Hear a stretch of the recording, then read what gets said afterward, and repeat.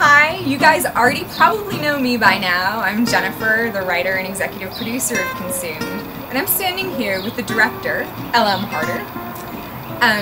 Basically, I wouldn't have made this short if it weren't for Elle and her interest in directing it. So I'm just going to start off by asking, what made you interested in the project? Well, I'm a chef, and I really like to cook, and that intrigued me first of all, but I think the production design, as a director, I was really intrigued by. With the 6 months lapsing of every single set being a different color on the color spectrum, I fell in love with the character arcs, the sets, and of course the writing was not half bad either. Oh, shit. As you said, production design was a huge part of this project. I came into it, and my hugest darling was wanting black and white tile floors, and that was like all I gave you to work with. So, what do you have to say about the production design? Well, it wasn't just me. In fact, a lot of it we have to thank Kat Jackson for. She did a fantastic job.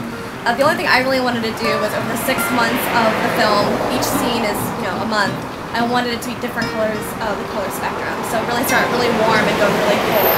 And that's pretty much all I gave her to work with. And she ended up making these beautiful sets and really popping the color even before we have gotten to color grading and color correction. Even the props and the makeup, like the swirl, which you will enjoy seeing at some point, with the blood and guts and the eyeballs and everything else, it turned out really, really well. This is a film all set in the kitchen. What role do you think food has in this film? Well, cooking myself, I try to keep up on culinary trends a little bit, and molecular gastronomy is just fascinating to me, and I love the dry ice.